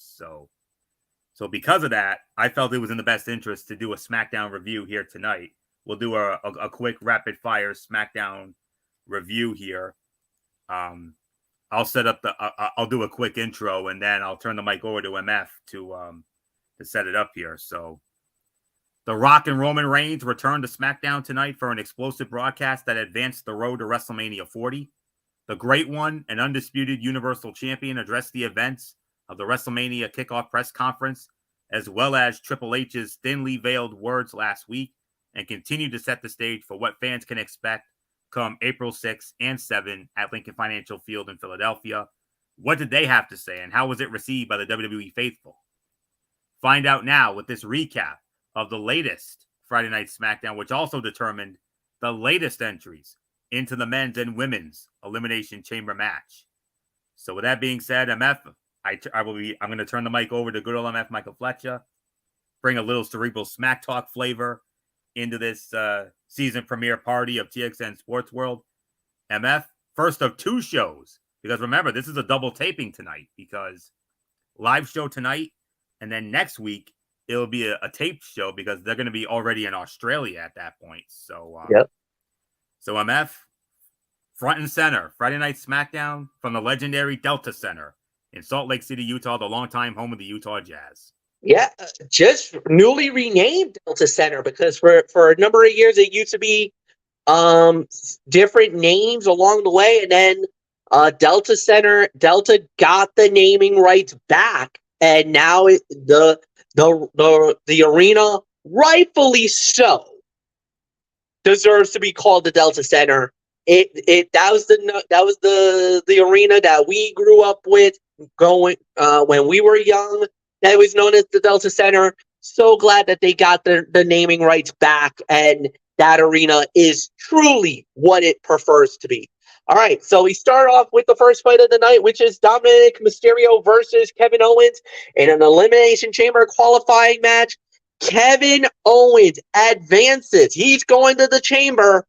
He won the match in 14 minutes and 8 seconds. You could make an argument this could have been fight of the night. That's how good this match was. At the end of the day, the right man won. Kevin Owens deserves the spot to get in there. He joins Randy Orton and Drew McIntyre, LA Knight, and Bobby Lashley to join this crew. And this is making the match even more amazing. 3.5 to 3 3/4 of a star is my rating. Anthony Florio, it is yours. 3.5 stars from EMF. Solid wrestling match, enhanced by a red hot crowd in Salt Lake City, Utah, and logical progression in the R-Truth Judgment Day story made this a great start to what should be a seriously newsworthy show. So, I'm not gonna, do my extra analysis like I usually do because we do have a little bit of some time constraints here. So, I'll just leave it at that. 3.5 stars for me. So, with that being said, MF, we go from a men's elimination chamber qualifier to a women's elimination chamber qualifier with an interesting backstory. Yes, it is. It's the center of the universe. Tiffany Stratton going one-on-one with Zelina Vega. Tiffany Stratton is going to the chamber. She wins the match in 8 minutes and 40 seconds. Anthony, it is yours. Yes, and MF, like I said, there was a backstory to this. Shotzi Blackheart was supposed to be a part of one of these qualifying matches, but during the NXT Women's Championship match that she had with Lyra Valkyria that was taped this past Tuesday night as part of a double taping of NXT, she suffered an injury so bad that unfortunately Shotzi had to miss out on this. So credit to your general manager, MF, your boy, the national treasure, Nick Aldis. And Nick Aldis stepped in and did the only thing he could. He did a little, as we always like to say, one of our favorite sayings, a reshuffle, if you will. I'm not going to say it's a corporate reshuffle, but it was a reshuffle. He had to reshuffle the deck, definitely. It was supposed to be Shotzi against Tiffany Stratton and Naomi versus Zelina Vega, but swapped them out. Shotzi was injured, so instead Zelina Vega went up against Tiffany Stratton, and Naomi had a different opponent, an opponent that I know good old MF Michael Fletcher was very pleased with. So but anyways, getting into this, this was about 2.5, 2 3/4. Match was solid, but was overshadowed by the presence of Legado del Fantasma in the front row and the arrival of the LWO to counter them. As the fight between Vega and Stratton spilled to the arena floor, Elektra Lopez talked trash with the former, leading to the one and only Queen of the Ring in WWE history pulling her over the guardrail and beating up on her. The distraction allowed Tiffany Stratton to put her down with a spine buster and hit the PME, the prettiest moonsault ever, for the win. There was some solid action here, and Stratton continues to impress on the main roster, and even better, it intensified the ongoing rivalry between the LWO and Legado del Fantasma. Another quality bout. 2.5, 2 3/4 of a star. And MF, how about this? Tiffany Stratton hasn't been on the WWE main roster that long, but this has to show you how high Papa H and team are, because only a handful of weeks on the main roster, she picks up the biggest win of her singles career so far and has a chance for an even bigger win next Saturday in Australia. She's going to the chamber. Think about this. One match away from possibly a WrestleMania payday. Think about that. Yeah. And the thing is that she had a major run, a good run as the NXT Women's Champion. Some people I know are going to compare her to Mandy Rose because of, obviously the look, the body, everything else about her. And, what they did with her was they gave her the opportunity when she won it. And now here we go again. And Tiffany Stratton, like you said, one win away from really getting a big moment in her career, as she could be fighting for the WWE Women's World Title at WrestleMania if she wins it. We'll get into that next week. So next up, we had Authors of Pain. Basically in a squash match, they won in 39 seconds. By default, worst fight of the night. We'll just digress there. Then we had, I guess you can call it the one match. No, not the one match to go.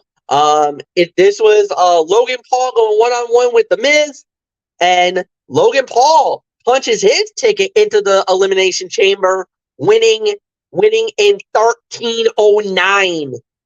Solid match, good fight, good battle. Obviously, they were going to try to do a little bit of the shenanigans to try to, with the brass knucks. However, this time around, it didn't really happen. He did get the KO punch on him, and then you heard him. He's like, I'm going to Australia. Hits him with some kind of unique maneuver. 1, 2, 3. Logan Paul wins it. So another about 3.5. I was going to give it a little more higher, but obviously the ending was left to be a little bit desired. So Anthony Florio, it's yours. 3.25, 3.5. The match was better than it may have been on paper, but that should not surprise anyone who paid attention to Logan Paul and The Miz's first match at SummerSlam 2022. They have chemistry, and even with the tables turned and the roles reversed, that was on display here. Logan Paul winning was the right call and completes one of the more star-studded fields in recent Elimination Chamber history. So, MF, we have our 6. We got Drew McIntyre.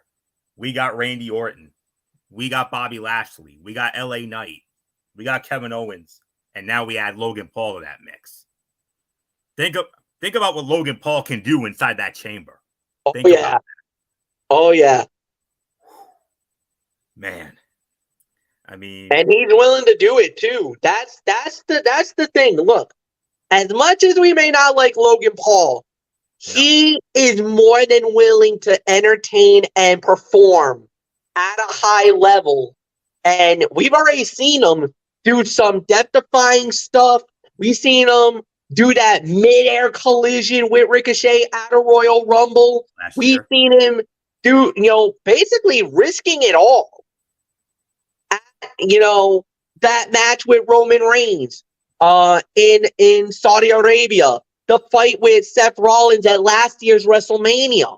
Yes. So we know for a fact that Logan Paul is not afraid to quote unquote to steal a line from one of Anthony's favorite commentators, which was Michelle Beadle from Sports Nation, to risk it the biscuit. He's not afraid to do that. Oh no. So yeah. But anyways, it's a 3.25, 3.5 star match for this one. And man, I mean, I am very much looking forward to both of these chamber matches next weekend. I mean,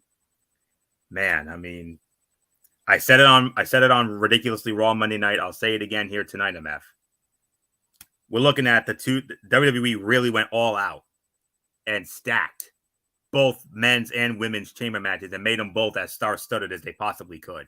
And look at this. I mean, McIntyre, Orton, Lashley, Knight, Owens, Paul. Oof. Man, and think about, and in the women's side, it's not complete.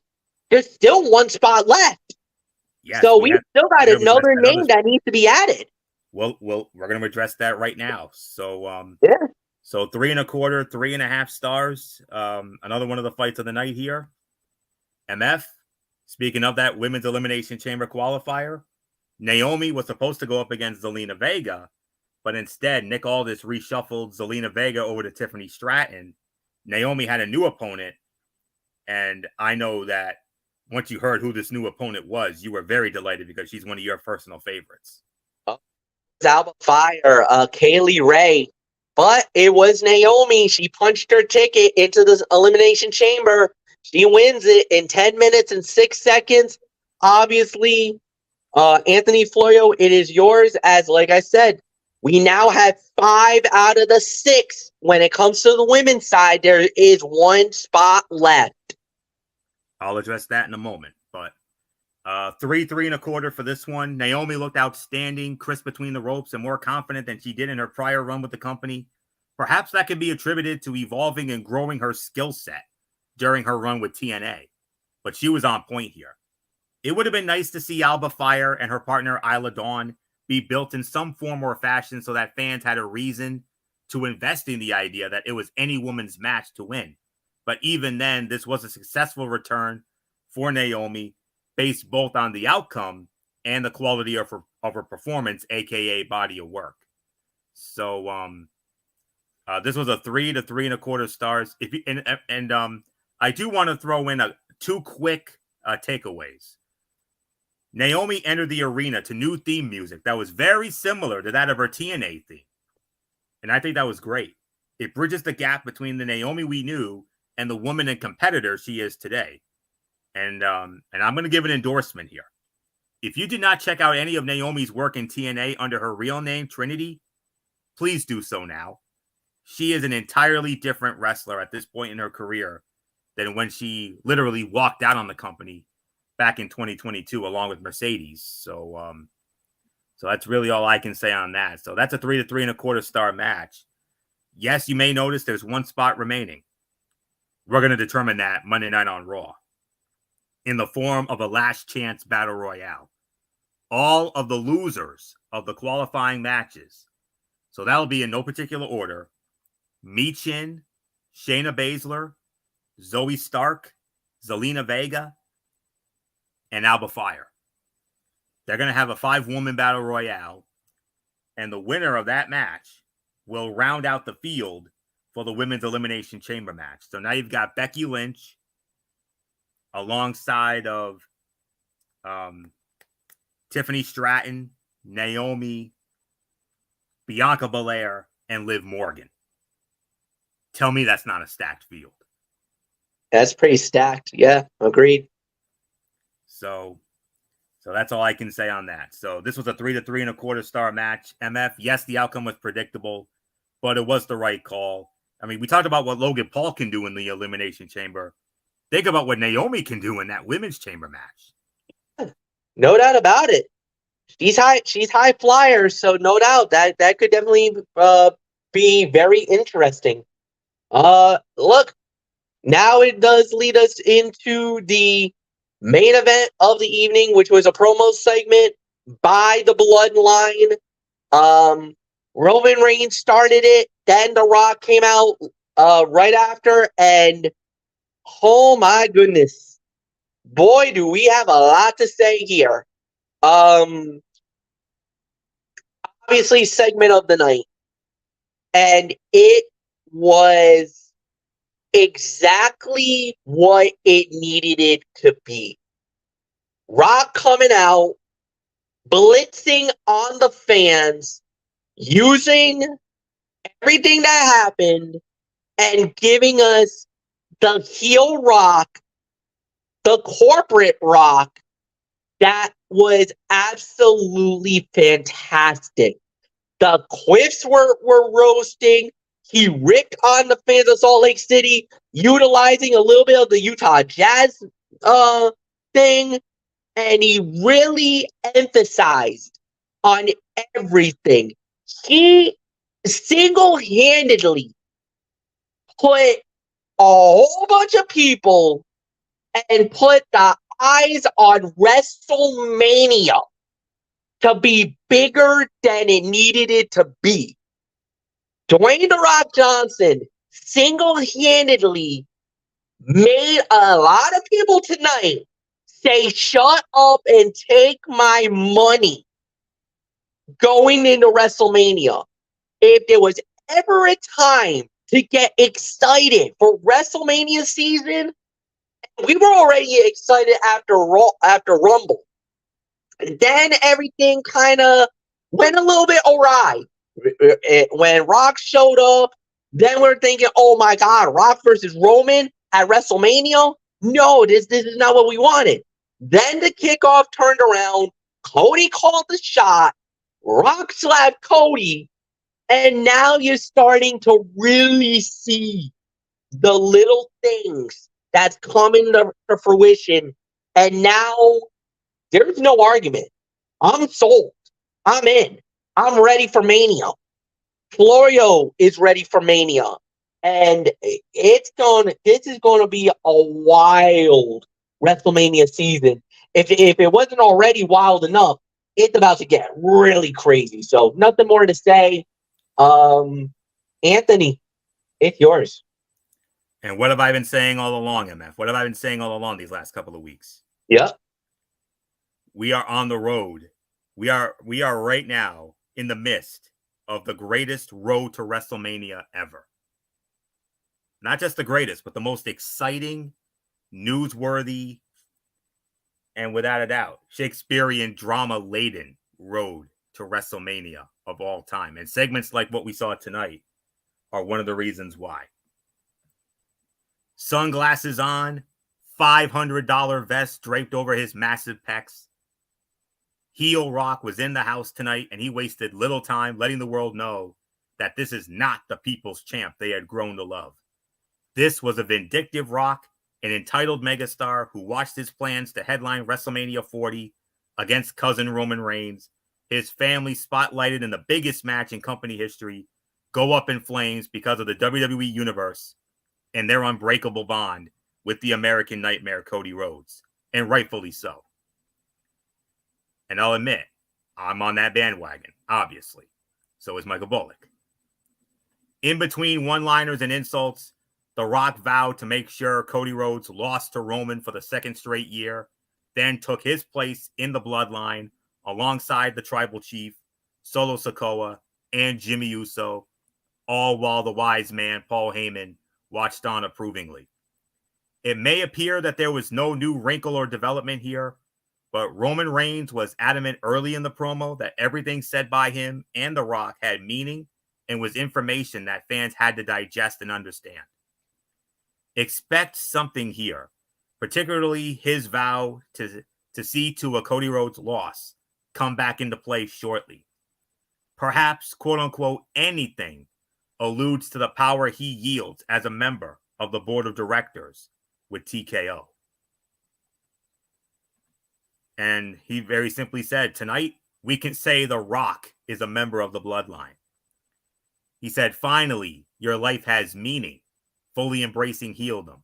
He said, Rock said he is going to do everything in his power to make sure Cody Rhodes walks out of Philly a loser.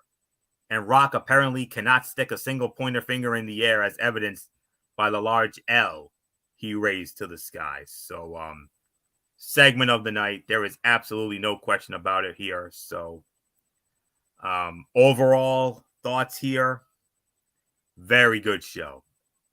I'm just going to say this. WWE is absolutely cooking right now. We have the most interesting, engaging storyline in years with the newest bloodline wrinkles and the involvement of The Rock and one of the most recognizable young celebrities in the world, United States Heavyweight Champion Logan Paul, popping up on free television and wrestling matches beyond his years. The Elimination Chamber qualifiers all delivered something unique and different, some even serving as the latest chapter in other ongoing stories. There were intriguing developments, numerous story threads at play, and an exclamation point of a segment from the fully turned Rock at the bottom of the show. This was a great broadcast, another in a line of them by a company that is full steam ahead as WrestleMania 40 draws near. Who knows if the show lives up to last year's instant classic, but the intrigue, interest, and quality of storytelling is about as high as it has ever been. I am going to give this in excess of somewhere between 8 and 8.5 out of 10. Very good show tonight. So there isn't anything else left for me to say. MF, take this home, and I will wrap, and then I'll wrap it up from there. No, this is 8.5 out of 10. I think everything went great. Obviously, the only slight criticism I think we're gonna have on the show was the AOP squash, but it served its purpose. So other than that, there's really nothing else for us to say. Everything was good to great. The Elimination Chamber on the men's side is now officially complete. We have our 6, which makes us very excited, and because of who they are, then you're really gonna have to start looking a lot more harder as it pertains to the next level and that next tier, which oddly enough is gonna lead us into something even more bigger. So, yeah, we're living the best life right now. Like you said, WWE is cooking on all cylinders. We never, ever, ever has had anything like this in a very long time.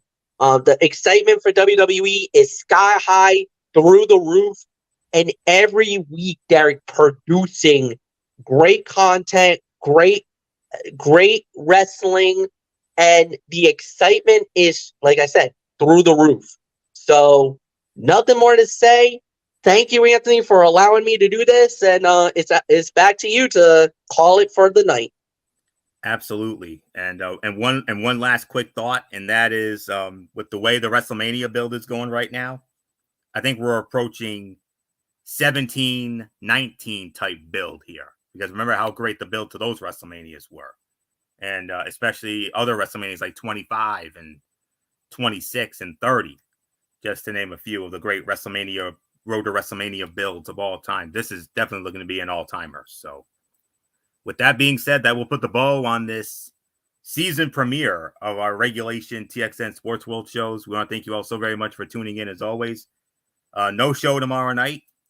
We will be back with you all Monday night, right back here on the Tone 25 for another edition of Ridiculously Raw, as it will be Elimination Chamber week. We will review the Monday Night Raw Go Home show with those two huge main events.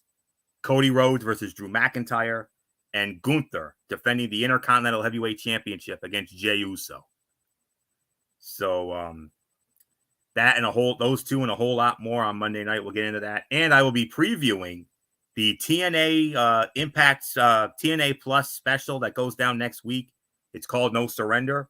I'm going to give you an exclusive preview of the card of that show on Monday night. Wednesday night, MF will have it. Braves Fan 95, it'll be Wednesday Night Madness, NXT, and AEW Dynamite. NXT will be a taped show, by the way. And AEW Dynamite as we continue on the road to the Revolution pay-per-view, which is vastly approaching. And then next Friday night, instead of TXN Sports World, we're going to have a very special edition of Talking Wrestling TXN. MF, you will have it as we're going to review the Friday Night SmackDown Go Home show, and we're going to preview the Elimination Chamber pay-per-view event next Friday night. And then maybe next Saturday we could do a recap of it, perhaps, because, it's going to be on at 5 a.m. our time, which is going to be 6 p.m. Australia time, because remember, Australia is 13 hours ahead of us. So yeah, maybe we could do a review of the Chamber and or Collision next Saturday night. So that's it. So until Monday night for Ridiculously Raw, it's Anthony Florio here for good old MF Michael Fletcher, and in spirit, the Phenom Michael Bullock, and of course, always and forever, the First Lady of our shows, the Twisted Angel Dee Dee Woodson. You know the routine, everybody. Thumbs up. Talk to you later. Yeah, throw it up Fortune 4 style. Bye for now, my friends. God bless. Be good to each other. Have a blessed weekend. And until Monday night for Ridiculously Raw, you've been watching the season premiere of TXN Sports World regulation shows right here on right here on YouTube and StreamYard.com.